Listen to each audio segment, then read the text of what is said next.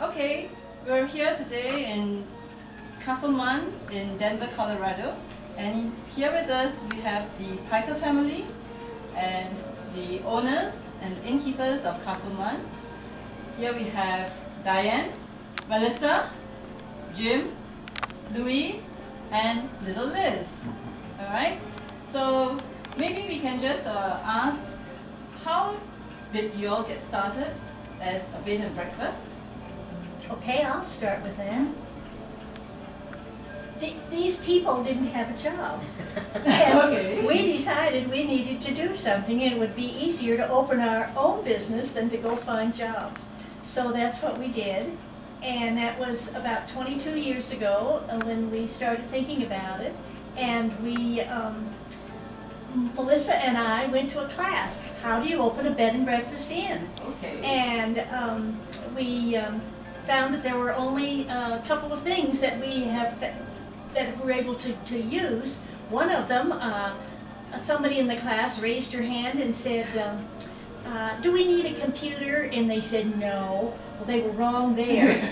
And then somebody else said, well, how do we decide what to name our bed and breakfast? And they said, well, just pick one that's at the beginning of the alphabet. No, that was me. That was you. Me. Oh, okay. Well, you go on. Well, my career prior to the Castle Marne was the hotel business, and I was in marketing and management of several hotels in Denver and down in Colorado Springs. And when we decided to open our own bed and breakfast, I had learned in the past from my other businesses that you want to be at the front of the alphabet, because if someone is looking in the phone book for the name of your business, they will stop after a while. They don't want to get all the way to Z, so they want the A's, B's, or C's. So the building on the National Registry of Historic Landmarks is known as the Raymond House or the Marne, which are all at the end of the alphabet. And we looked at the Castle Marne and we decided that it was stone and it had a tower and it looked like a castle to us. So we called the business the Castle Marne. And I will let Dad tell you the story about where the word the Marne comes from, so he can tell you about that. Okay. But back to you about the opening. Oh, go ahead. That's I'll butt in. The name, obviously, we came up with was Castle Marne to be at the front of the alphabet, and this was a family business. There were 4 of us who got involved. My brother was part of the renovation. We found and abandoned. This building was vacant. It had been let to fall apart for over 7 years, almost 8 years.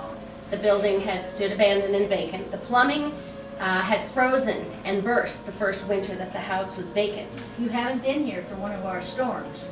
Not yet. They're bad. It can be cold, and the plumbing froze and burst because there was no heat in the building. And the water ran for 2 weeks before anyone realized what happened. The ceilings were destroyed, interior walls were destroyed.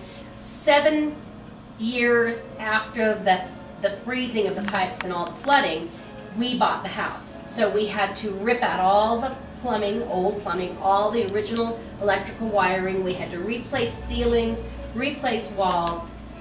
It was a mess. And my father, Jim, was our he was our supervisor for the contractor. Go for it. So I will then pass this on to you now. First, I want to say that we wondered downstairs why there was a water mark up this high in the basement. That, my goodness, it really was a bad flood. That it was that deep in the basement. Wow. We first saw the building on the 20th of January 1987. In 1988, we eventually put money down in May. We closed August 1st of 1988. It took us 7 months to arrange for the financing. We underway on the restoration and renovation on the 12th of February 1989 and opened on the 1st of August of the same year. So it took us a little over 5 months to do the restoration and the renovation It of was pretty fast. Well, we worked hard. 20-hour days. We worked 7 days a week, 20 hours a day. Wow. We had of course we had a crew of workers to come in and do the plumbing and the electrical and the plaster, but we did most of the rest of it. We did much of the painting, we hung all the wallpaper. We really worked very, very hard at it. We were able to open then on August 1st, so we're going into our 20th year of operation, 21st year of ownership of the building. The exterior of the building itself is native lava stone. It's quarried down near Castle Rock. It's one of only maybe a half dozen buildings in the entire city completely constructed of this native rhyolite lava stone. We did a complete restoration. We had to do that to comply with city building codes and what have you. The building is a locally designated landmark as well as a national landmark, and it's located in Denver's new Wyman Historic District. So it's a very famous old historic building. Elizabeth? Tell about the Marne. The third owner of the home was a woman named Adele Van Cise. Her son Philip Van Cise served in the First War in France. When he came back in 1918, his mother had purchased the building and was setting about converting it from a single family residence into an apartment house. And he felt that it looked like castles that he'd seen along the Marne River when he served in France, and so his mother, Adele, named the building the Marne Apartments. Wait till the clock's fixed. The Marne Apartments. The clock is finished. And Elizabeth? John Mason was the owner of the Castle Marne, and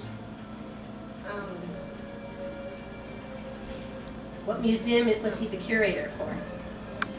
What did John Mason do on the third floor? What did he have at the third floor of the Castle Marne? It used to be the ballroom. he caught butterflies, He did. and the museum knew Papa, so they let him use some of the butterflies to show them it at upstairs at our business. So we have our own private collection of butterflies and moths from around the world that the Museum of Nature and Science put together for us. Some of the original pins and tags from John Mason. He was probably one of our most famous owners. He was a benefactor to the city of Denver, and he traded from his hundreds of thousands of butterflies upstairs all over the world. And so we have a legacy of our own little private museum upstairs as a part of it. And so whenever we have guests come from around the world to see a historic building or a stone structure or Victorian Denver, or even butterfly and bug collectors from around the world come to see different things that we have here. So when people look on the internet or on the web, we try and let them know about all the different things that we do. I mean, we're a historic building. We're the first building that was built out here. The black and white pictures that are on the walls are from the Denver Public Library's Western history portion that talks about how this is a very important building because we were the first one built as a private home, but it was also a show home. So people were wanting to have these kinds of homes when they were making money in the silver boom during the late 1800s here in Denver. And this was a perfect home. It has a beautiful large dining room, it had a ballroom on the third floor, it had electricity and gas and water. All the fireplaces were Indoor original gas, bathroom. indoor bathrooms. And so it's a very special place, and hopefully you got some pictures of the wonderful painting on the ceilings and in the dining room. All those, and in the front foyer, all those are original reproductions of what it was like 120 years ago. We're very proud to be able to be the caretakers and innkeepers to have folks like you join us and others when they want to have a very special, restful stay here in Denver. I also want either you or Jim to tell about Van Cise. He was a very important owner. Yes. Well, he also was oh yes, sir. Time to stop. Okay.